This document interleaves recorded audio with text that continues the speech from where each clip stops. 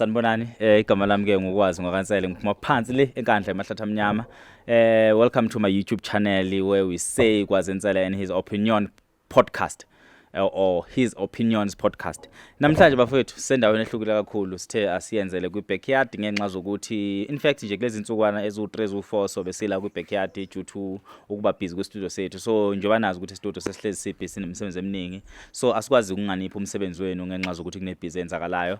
Unfortunately uBryce namhlanje akekho but uGhost lethu khona. Sawona tata wethu ngiyathemba ukuthi uyaphila lapho khona. Ngiyaphila kakhulu nami. Hayi ke silonga uphila ntombi, silonga uphila. So bafethu namhlanje uBryce akekho ubusy le studio. Njengoba nazi ukuthi sivama ukusebenzela studio but I hope nizo enjoy podcast njengoba sisengaphandle ukuthi kushintshe setup and none sazobuyela studio sesebenzela khona. So still nje seselapho ngwa opinions zethu nento esikhuluma ngazo. Seselapho nje emqeni. Namhlanje sokhuluma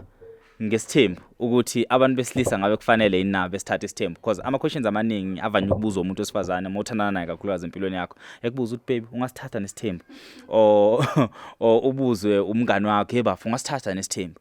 Isithembu sithathwa indoda enjani, ubani umuntu ofanele ukuthatha isithembu? Isithembu sithatha uma uneMali. Isithembu kahle kahle siyinto engamele wonke umuntu wesilisa ayithathe noma kumele siyikhansele sinje umuntu wesilisa akungamela sithatha isithembu. So if kuyenzeka mina umuntu wami angibuza ukuthi isithembu ngingasithatha yini, mhlambe ke impendulo zosithola kuzoyithola kulento engizoyikhuluma. Abantu abasithathile isithembu eSouth Africa bangakanani esibafanele, ngoba siyababona abantu abaningi banezithembu bayithathile ithembu but ngabe kufanele na ukuthi umuntu asithathe isithembu, ngabe kumfanele ukuthi ebe nesithembu emzini wakhe? Ziningi ke izathu bafowethu abantu besilisa bagcina beyithathile ithembu. Izathu esikhulu kunaso sonke izathu nje sisobala esisaziyo ukuthi umuntu wesilisa kaneliseki. So isona izathu esihamba phambili sokuthi umuntu wesilisa egcina esithathile isithembu, ukunganeliseki komuntu wesilisa, ukucabanga ukuthi wonke umuntu wesifazane ophilayo lapha emhlabeni kumele egcine engowakho. Isona izathu nje sihamba phambili. So thina singamadoda ungamthatha unkosikazi wakho emuhle umshelile emuhle uyitshela ukuthi lo sengimthathile sengiright ngaye. Uthi uma uhamba lapha emhlabeni untanta uphinde futhi uyithola usuyithola komunye ngenxa zokuthi awukwazi ukuneliseka ngalokho sukugodwa ukutholile, ugcina futhi naye lo umshela ugcina umthola right, ugcina uqoqa nje emveni kwalokho kube yinto ugcina uhamba ireport enkosikazi wakhe. Inkosikazi ngicabanga ukuthi kumele ngithathe isithembu lana ngenxazo ukuthi nokuthi ugcina uchaza into eningi ngesizathu sokuthi ufuna ukusupporta lento yakho ufuna ukuyenza. Ugcina ubona ama loopholes angekho ngenxa zokuthi nje ufuna ukusupporta lento yakho ufuna ukuyenza ukuthi usuyikhethile ukuthi ufuna ukusithatha isithembu, so there's no way ukuthi ungahluleka ukuyisupport. So most yamadoda asithathile isithembu eSouth Africa they always have something to support isithembu sabo. They always have that small anyana thing ukusupport isithembu. For instance into yokuqala nje bafowethu isithembu simosha imali. Emadodeni akhona eSouth Africa mancane kakhulu amadoda nesithembu. Mhlawumbe amadodeni eSouth Africa mhlawumbe ngeke ngithi awu100 asithathile isithembu, mhlawumbe awu5 kuphela out of 100 as-affordayo. So abanye bethethe basi-afford isithembu, omunye utshela ukuthi ngoba nakhe nemali nama millions amancane ebank masebona ukuthi ayena usengasithatha isithembu. That's why izona zathi lezenza ukuthi bebe bancane oPatrice Motsepe eSouth Africa, bebe bancane abantu esibabona njengoBill Gates eSouth Africa, bebe bancane abantu esicabanga ukuthi bengakwazi ukuthi bekwazi ukuphatha umnotho ofanele ngenxa zokuthi kakhulukazi sina lapha kaZulu amadoda amaningi kaZulu ingakho enganawo umnotho kangaka. Ingakho amadoda amaningi noma eba rich ukuba rich la ukusheshe kufike ezingeni elithile ngoba umuntu unedebe rich masecabanga ukuthi yona ndlela okwazi ukuthi engahamba eyothenga abantu besifazane noma engahamba eyolobola ine form ukuthi imali iningi ngakwazi ukuba afford. Actually the more we keep le mali the more incipha, so the more uba nomndeni omkhulu the more imali yakhe incipha. So that's why amadoda esothatha ngazo ukuthi ayizigwili eSouth Africa umnotho wabo ungakwazi ukufika uzofika ezingeni labantu ababalwa egwilini esinazo eSouth Africa. So angazi ukuthi bangakanani abantu abayizigwili eKZN. Ngizokhuluma kakhulu eKZN because ngibuya khona eKZN isithembu sidominate khona kakhulu eKZN. Angazi bangakanani abantu eKZN esithi masibathatha sibahlanganisa eSouth Africa sibabeke kwilist yabantu ku top 5 abanemali. So sibuzela umbuzo ukuthi why sinazi igwili eKZN but zincane kakhulu igwili eKZN ongathiwa ukuthi uyithatha uyibeka kwilist yamadoda anemali eSouth Africa zingene ku top 5. Mhlawumbe ungabathola le ku top 20 futhi lapho nakhona abangeni angazi bakhona kodwa cause abantu ngiyenzanga le research bakhona abantu eSouth Africa eKZN abangena emnothweni wamadoda anemali eSouth Africa. If sizobuka mhlawumbe ngale ndlela mhlawumbe your net worth and stuff, yes, then angiboni angiyenzanga nami research but emasobuka ngokuthi mhlawumbe kuthiwa unomzana othile uyasutha right, yes, then ngeke bakhona. singabeka kanjani ngokuthi uyasutha kuthiwa hayi uyasutha umnomzana uthini umfoka abani right uyasutha but mase sithatha ngokuyisibeka ngoko net worth ekutheni ngempela kumele ubalwe kumadoda anemali anomnotho osezingeni eliphezulu kukancane ngempela umfica umuntu kanjalo so ngokweqiniso nje lilonke thina nixoxe kungena ucingo lapha and lo muntu ofonayo lo munye umuntu okuthiwa uSminofu so ngizovela ngimthatha nje ngimfaka flight mode ningixolele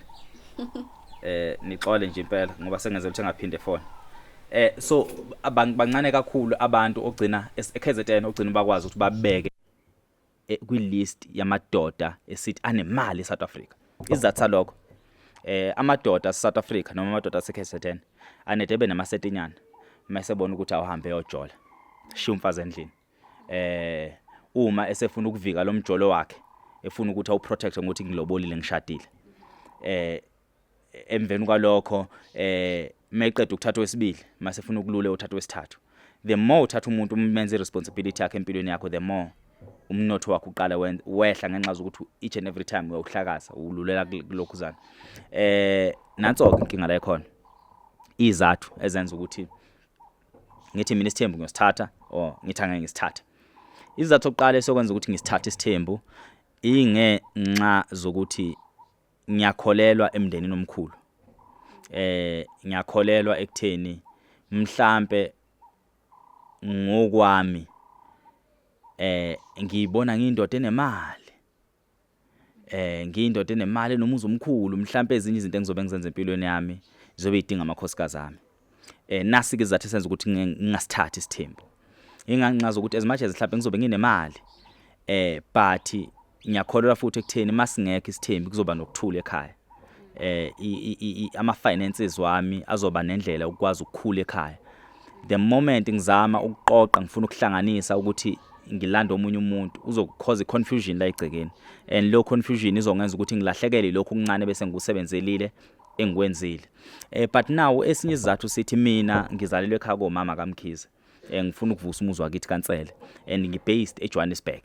ukuba based eJohannesburg ngifuna ukwakha futhi eKZN ngezinye zezizathu lezi siziqhamukisayo thina ezamaZulu so leso sizathu isizathu sami engingathiwa ngiyaziveza kodwa futhi engingathiwa makuthiwa siya debate nomuntu enginayo empilweni yami angihlule ukuthi ngithi ngifuna ukuthatha unkosikazi ngenxa ukuthi ngifuna umuntu ozohamba eyophekela ugogo lapha ekhaya angithi wena ukhona la eGoli soba nomuzi la eGoli okanye ngithi mina ngifuna ukuvusa umuzi kaBaba lapha eKZN ekuvuseni umuzi kaBaba eKZN kumele ngithole umuntu unkosikazi ohlala khona eKZN and mina mangilokhu ngitanta ngehla ngenyoka ngizomdinga umuntu lapha eceleni kwami ezinye zezizathu lezi nginokuyibona ukuthi ziyasebenza makuthiwa ufuna ukuthatha isithembu nami ngasebenzisa leso sizathu but I'm not 100% sure ukuthi ngabe izathu esright yini sokuthi ngicine ngisithathile isithembu so mina ngabili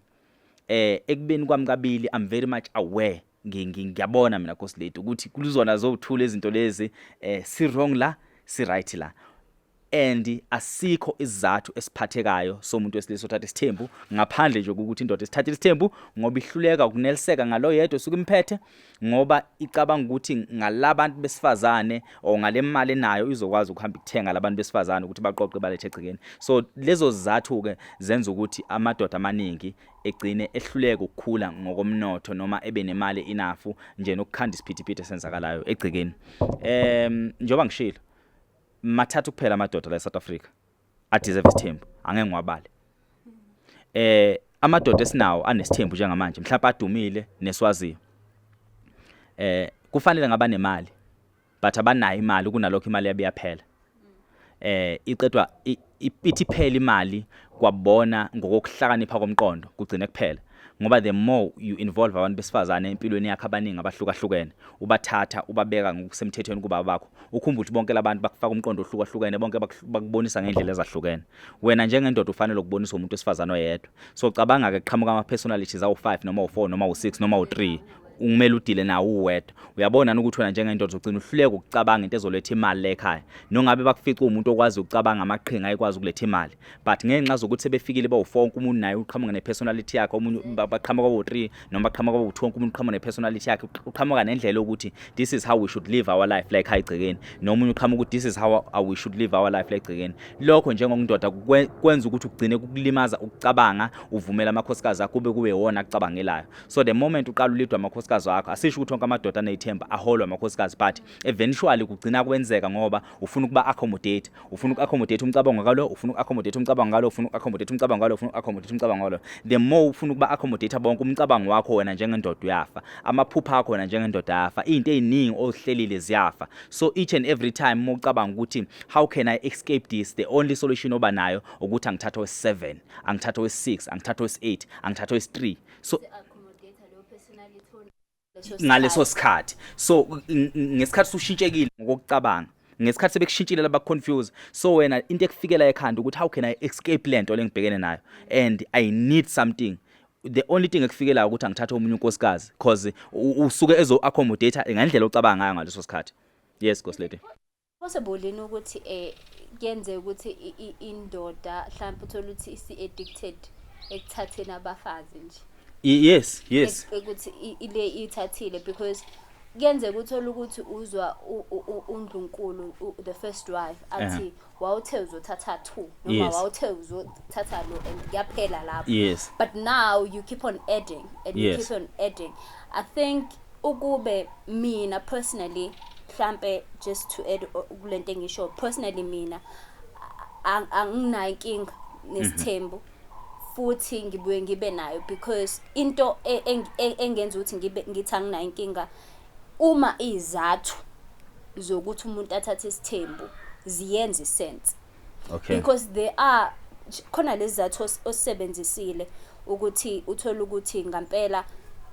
umuntu wathi uyaganwa uganela ukuthi avuse umuzi ekhaya yes and uthola ukuthi leyo purpose ayiseveki ngenxa yokuthi mhlambe lo nkosikazi akamthatha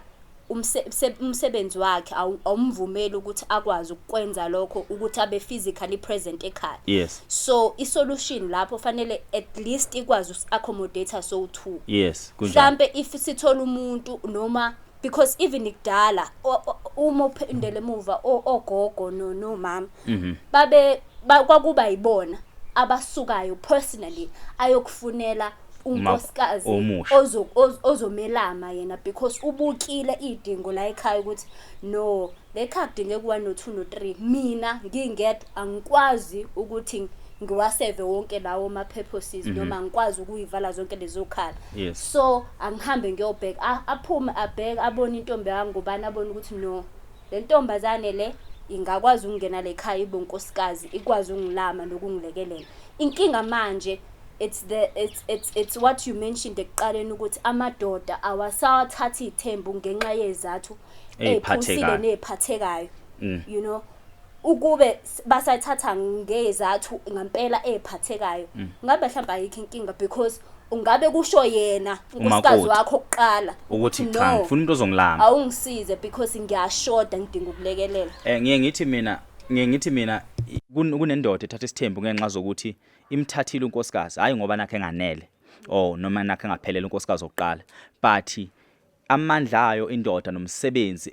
oficwe lonkosikazi egcekeni ngempela ungaphezulu kwamandla akhe eyedwa ufica ukuthi indoda erana amabhizinisi indoda enezinto eziningi eziphithizelayo kuningi kungaphezulu kwenkosikazi oyedwa and ngokuvumelana kwabo nangokubonisana kwabo ngaphandle kwemali nangomnotho bethi mfethu ngempela siyamdinga owesibili ozokwazi ukuthi angilame and lo muntu wesibili osuke seqhamukile usuke kuumuntu okulamayo ngempela ngoba ufika landele emthethweni kankosikazi omdala ahambe kulendlela unkosikazi omdala kasuke seyicabile so akathi mayifika unkosikazi wesibili afike naye afike zoba yikhanda lesibili elizofika ligqibele ikhanda lokuqala so that's why unkosikazi omdala eseva ezumama kulo osuke emncane ngenxa zokuthi vele usuke ungene ngemvumo kalo ngoba mozothatha isithembu kumele kube yilo oqala ovumayo so before uqonywe lo osekuqomile kumele uphinde uhambe uyoshela lo owayeseqomile onkosikazi wakho umshelela ukuthi ngicela ukufaka lo wesibili izathu zeni zizwakala so ukuphendula umbuzo wakho ukuthi ngabe seku-detect yini kubantu besise ukuthatha isithembu once wasithatha oqala uma usithathile isithembu sokuqala umfazi wesibili umthatha ngezathu zamanga ezingalona iqiniso uyomthatha wesithathu ngenxa zokuthi izathu sesibili sokuthi isizathu sokuthatha umfazi wesibili bekungamanga nesesithathu uzosithatha nesesine uzosithatha nesesihlanu uzosithatha kungani na ingenxa zokuthi wena ngoba ubu-Afforder ukuthi ungamthatha umunye unkosikazi usebenzisa izathu zamanga ukukhipha imali ukuthi uyothenga omunye unkosikazi umlethe ekhaya ngani na ngendlela yokwazi ukuzicontrola njengendoda thina amadoda siyabathanda abantu besifazane mina ngiyabathanda abantu besifazane personally so mina mangibona umuntu wesifazane ngiyasimala ngiyajabula ngithi wow wazwa umuhle umuntu wesifazane ingakho ngicasuka mangibona umuntu omuhle wesifazane ophelele ngimbona ukuthi engawumnkosikazi womuntu bemiyeka abafana bengamsheli engaqomile engenandoda ngihamba nabafana abangaganiwe ngithi madoda niyekelani intombi ugcina na usuthi madoda shuthe ngase ngiphinde ngithathe was5 nikhona ngoba kungiphatha kabi ukubona intombi enhle ingahloniphe indawo ingathandi indawo ingagane indawo kungiphatha kabi nje mina ukuthi kodwa yazi yayinhle intombazane wazwama kahle lo sisi kwazwa zodwa yabona ngoba kwesinye isikhathi uyambona umuntu ukuthi lona noma ngabe ngiyajola naye noma ngabe ngiyathanda naye angeke ube umjolo but ngizongavele ngimshade mangase kuthiwa lo ngiyamshela siyaqomana so amanye amadoda agcine ezithatha izithembu ngenxa zokuthi anenhliziyo engaphandle mhlambe njengami ngiyazi ngifikele umbuzo ukuthi isithembu ngabe siwumkhuba noma yisiko isithembu siwumkhuba nje because now you get ama-programs athile avela kwi-TV are various and kupushwa angazi noma ngibeka right mangithi kupusha i-content yesithembu more than anything khona as if isithembu kuyisiko yazi into ehlangene ne-TV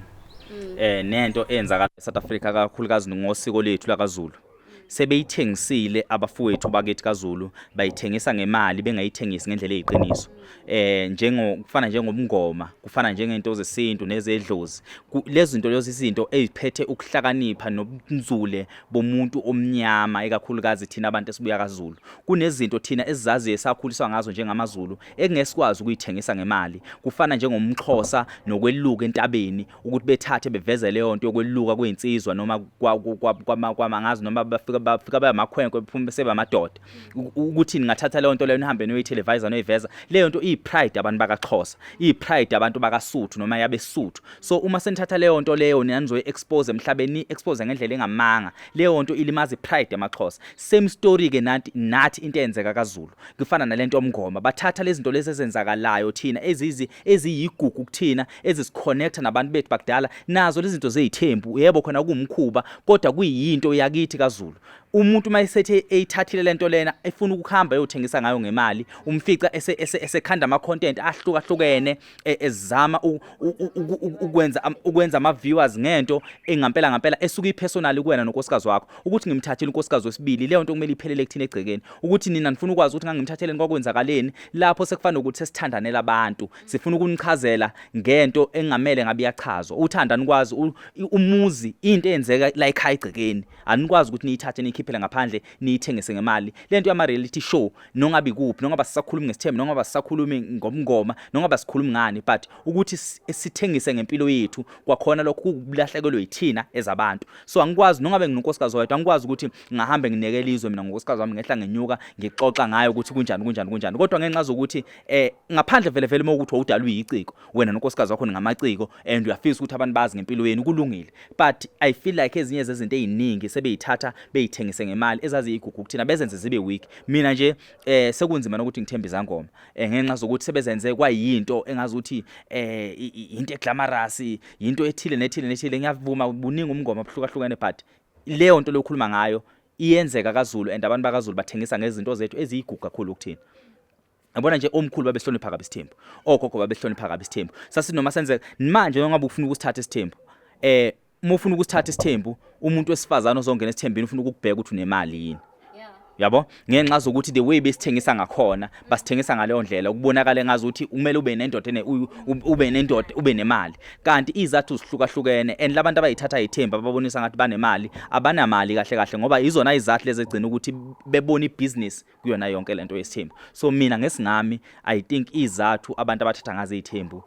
ziningi kakhulu zihlukene kakhulu but zikhona eziyiqiniso kodwa eziningi zingamanga yes So basically ngokwesithembu ngilapha ngazi noma ngilenzile ni point lami noma nitholileni babukele emakhaya, but mina ngesingami mhlazana ngathatha isithembu izathu zami ziyobe iphila uma ziyobe iphila ngaleso sikhathi. Angisho ukuthi angeke ngisithathe, angisho ukuthi ngizosithatha, kodwa makuthiwa ngicina ngisithathile ngiyosithatha ngezathu ezinhle eziphilayo eziqondile. Futhi mangisithatha ngiyobe ngingasithathi ngezathu futhi eziphilayo eziqondile. Okwamanje angasiboni isidingo sasithembu, angakazi ukuthi yini le ngenza ukuthi ngisithathe isithembu. Mhlazana kungifice, but engikwazi yokukhona mina njengamanje ekhanda lami ukuthi izathu singangenza ukuthi ngithathe isithembu unhliziyo nje ngaphandle nento la emqondweni ukuthi vele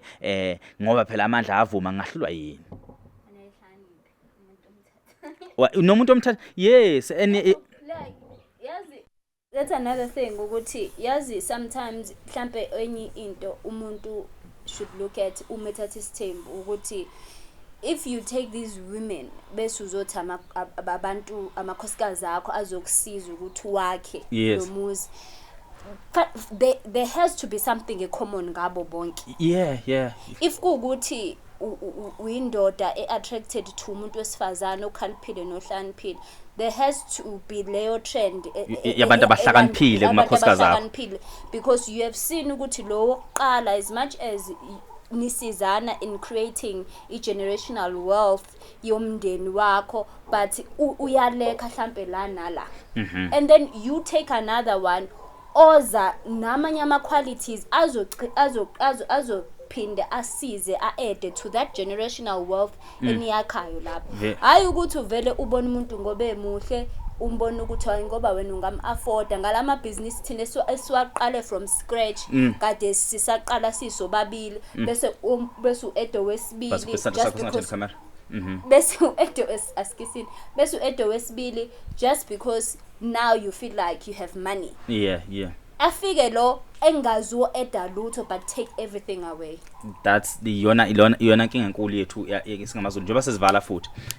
Yabona ufike uthathe oqala akusiza kubuildisa.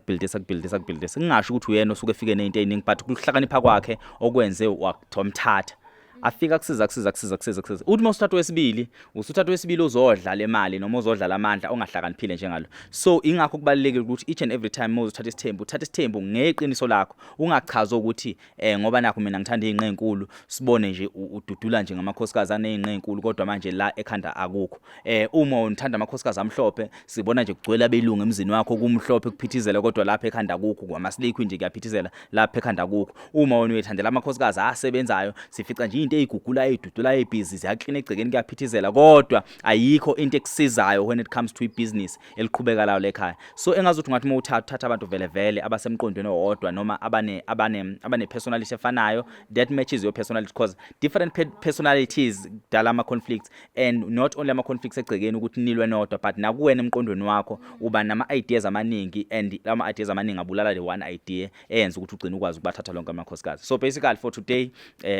sicela ukuthi babhayini, and this is kwazinsela and his opinions. Ngiyazi ukuthi abantu bazocabanga ukuthi ngikhuluma ngani ngithini, but mina topic hambi ikhuluma nje ngesithembu, njengawo wonke umuntu okhuluma ngesithembu othandayo mehlala eSouth Africa. Kulungile babhayini, nibe nobusuku obuhle. Today akunabusuku obuhle vele selashona ilanga, nibe nentamba amehlo babhayini, shapini.